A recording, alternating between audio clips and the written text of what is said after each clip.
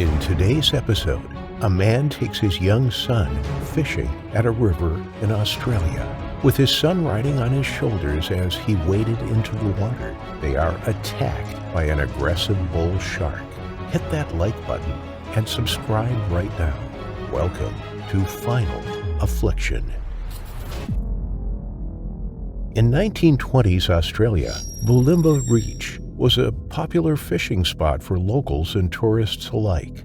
Today, it is a premier suburb of Brisbane. Its streets are lined with cafes, restaurants, and boutiques. Public jetties offering ferries to the other side of the river are dotted along the riverside, and waterfront walking tracks are busy with pedestrians and cyclists.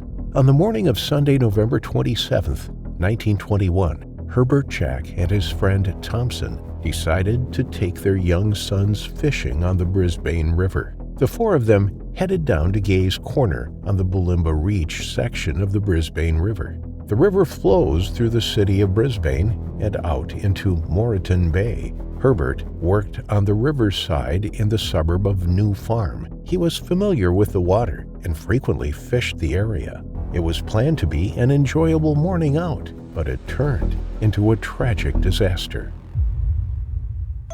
The group carried their fishing gear from their vehicle down to the riverbank.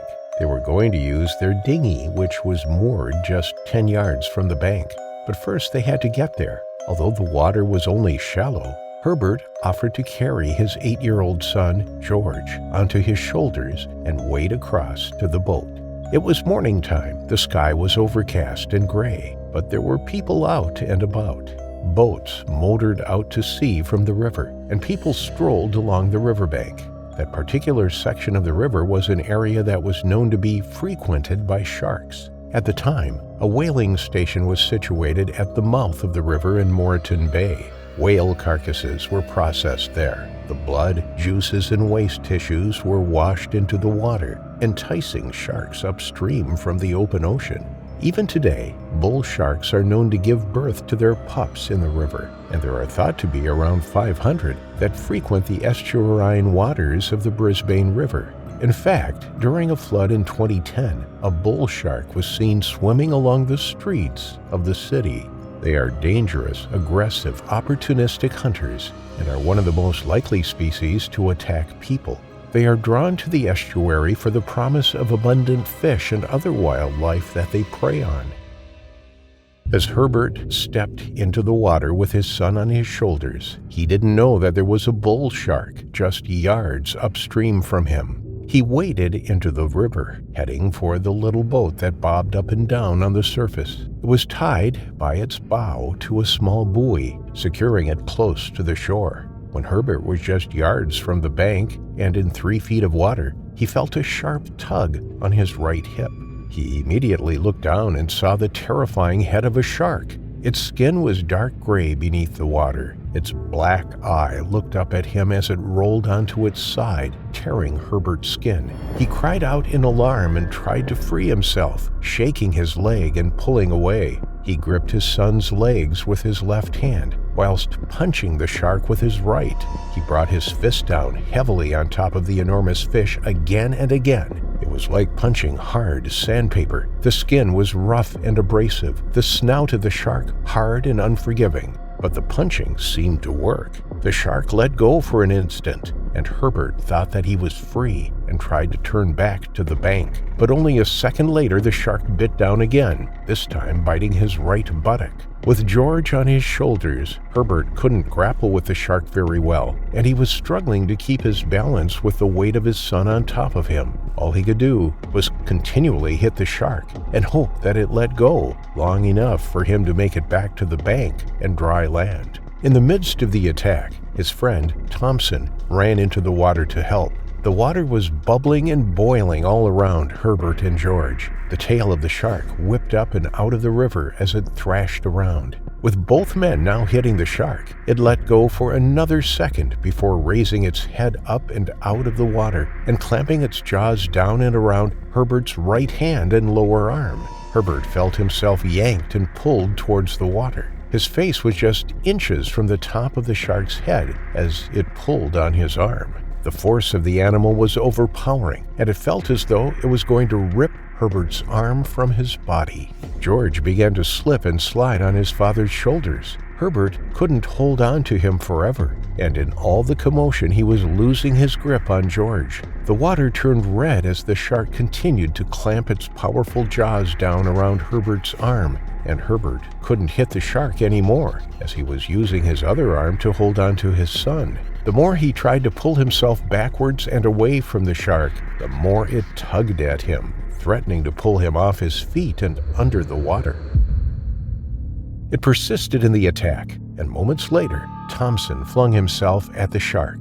Miraculously, it released its grip around the young father, but when it let go, Herbert stumbled slightly, and, in a heart-stopping moment, George fell from his shoulders. The two men watched in shock as the 8-year-old hit the water with a loud smack. Before they could grab the youngster and pull him out of the water, the shark wheeled around and came back again. This time it grabbed onto George, and he let out a terrified yell as he was dragged underwater. The two men tried to fight the shark off, but it dived below the surface with young George in its jaws. Frantically, Thompson searched for George below the water, but there was no sign of him. He had disappeared into the depth of the river. Only the ripples from the attack remained. All was silent for a second. Then, moments later, the boy resurfaced. He was still alive, but only just. His head bobbed above the river's surface for a split second that forever haunted those who witnessed it. The shark had let go of him for a moment, and he coughed and spluttered above the water, holding his arms out to Herbert and Thompson, a desperate look in his eyes. The two men rushed over to him, but before they could reach him, the dorsal fin of the shark broke through the surface of the water. It was coming back for the boy. It hadn't finished with him yet. In the most heartbreaking moment for Herbert, he watched, helpless, as the gray head of the shark emerged once more and grabbed George. The boy was dragged under the water again. This time, he didn't resurface. The two men screamed into the water, desperate to get George back, but there was nothing they could do, and Herbert was losing blood fast. A police launch boat happened to motor past them, and they shouted at them to help. They immediately launched a search for George, scouring the length of the river, peering into the depths, and searching along the riverbank in case he had made it out. But it was no use. He had been taken by the shark, likely to the depths of the river or out towards the open sea. He was never seen again, and an extensive search for his body found nothing. Herbert had lost his son in the most horrific way imaginable, but he still had to fight for his own life. The shark had taken a deep bite out of his right thigh and buttock. It had severed the skin and muscle on his right hand and arm, all the way up to his elbow. As he stood in shock in the waist-high water, blood dripped into the river, turning it red all around him.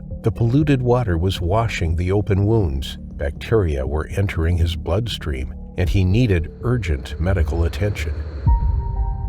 The police had called emergency services, and Herbert was rushed to Brisbane General Hospital. He was in bad shape and spent the night in critical condition. His family and friends didn't know if he was going to make it. Not only had he lost a significant amount of blood from the attack, but his body was infected from the shark bite and the polluted river water. He was at risk of sepsis and blood poisoning. The following day, the gaping wounds on his leg, buttock, and arm were sutured back up, and a drain fitted for all the excess fluid. But the wounds were the least of his worries. His temperature was soaring as his body tried to stave off infection. Doctors tried to stabilize him and keep the infection from taking over. His temperature gradually came down over the following days. But just when it was starting to ease and looked like things were heading in the right direction, it soared back up again, threatening to take his life. A week after the attack, Herbert underwent another surgery to try and keep the infection at bay. He was watched and monitored closely by hospital staff and was finally discharged from hospital on February 21, 1922, 3 months after the attack.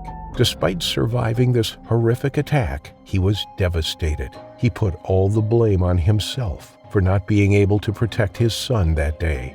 Not a day goes by without that tragic day replaying in his mind. the day his son, George Jack, met his terrifying final affliction.